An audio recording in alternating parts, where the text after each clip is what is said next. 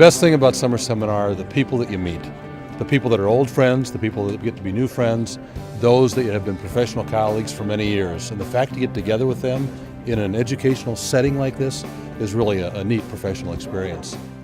I really didn't know what to expect. I knew it was a little bit different take on a conference. It was going to be more intense, and it absolutely has been. I've gotten a lot out of it. I feel like I've, have my PhD in enrollment management now after this.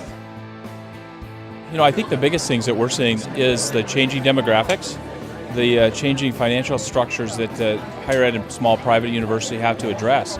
The key factors being small endowments, tuition dependence, high tuition costs, capping out. So how's a small school going to address those things? And of course, that's why we're all in this business, because that's the part we care about most of all, right? The individuals and the students, and trying to help them on their way, help them have better lives. What's our responsibility in educating students about the debt that they're taking on and the impact of that debt for their lives post-college? Because we're dealing with 18-year-olds who don't necessarily understand the long-term consequences of their decisions that they're making today. We need to know about what influences those graduation rates so that we can then make effective policies and interventions. Only things that families can do is comparing two numbers. Compare your debt to your expected starting salary. 6.8% interest rate, they don't know how to calculate what the monthly payment is going to be. You have to give it to them. This is a seminar I've come to for a long time, maybe one of the original attendees, and it's one I look forward to every year. They're policy issues, they're bigger picture issues, and it's wonderful to listen to them present the ideas, the concepts, the background, the research, and then allow those of us who are the practitioners in the room to get together and make it make sense.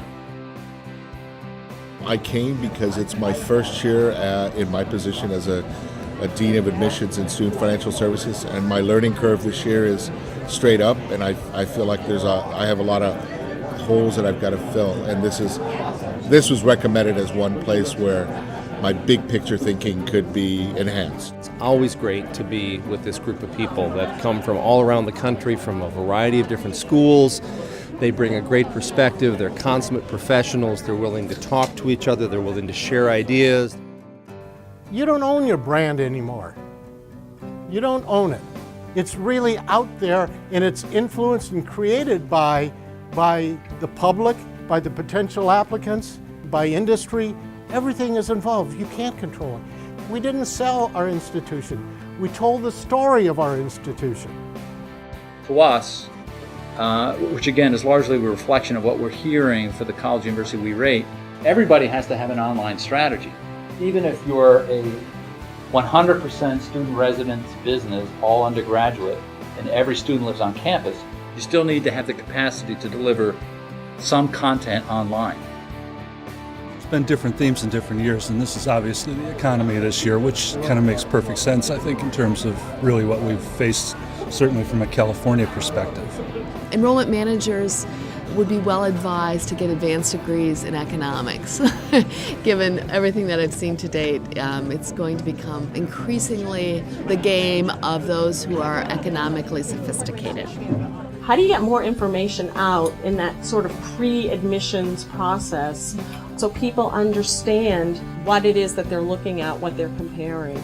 We have a limited pool of dollars to use for financial aid. How can we use that in the best possible way to shape our class, but also to get the right students? It's certainly something that we grapple with, and I know other institutions do as well. A lot of times we're so busy in the office we don't get a chance to interact with colleagues, and when we do it's usually very regionally, but here it's more of a national interaction, so we're getting to hear from a lot more colleagues that we normally wouldn't get the chance to chat with. I always look forward to this opportunity to be with my colleagues and my peers, and many of whom have become my friends through the years. I think that the encouraging part for me is hearing that other people are also addressing issues that I think are going to have the greatest impact on students, and that to me is the most meaningful thing. We asked young Latinos to tell us, what are your parents telling you about what you should do after high school? What's the first thing they say you should do? Here are the results. 77% said go to college. That was the #1 thing their parents encouraged them to do. I highly recommend it for people to come and learn about what we do collectively and what we're trying to do to advance our institution. So it really is a neat opportunity for all of us to gather at a place like this and engage in the conversation about things that are important to us.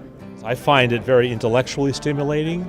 I find that now that I've sort of finished the year, I can take a step back and reflect on some bigger picture questions, a good break from the routine and a way to kind of get up at a 35,000 foot level and think about some questions and problems that I don't normally think about on a day-to-day basis. This is the very best meeting that I come to every year because there are thought leaders that we would not normally have access to in our work, and talking about issues that I think are really critical, as opposed to typical admission or aid meetings where you talk about the fundamentals. Here you're really talking about sort of critical thinking issues that I think will drive our success in the future. We've got this stunning array of people to speak for us if only we mobilize them. And by us, I mean liberal arts education. It gives me a chance to ignore the tyranny of the immediate. I can think about big things, and it's a luxury.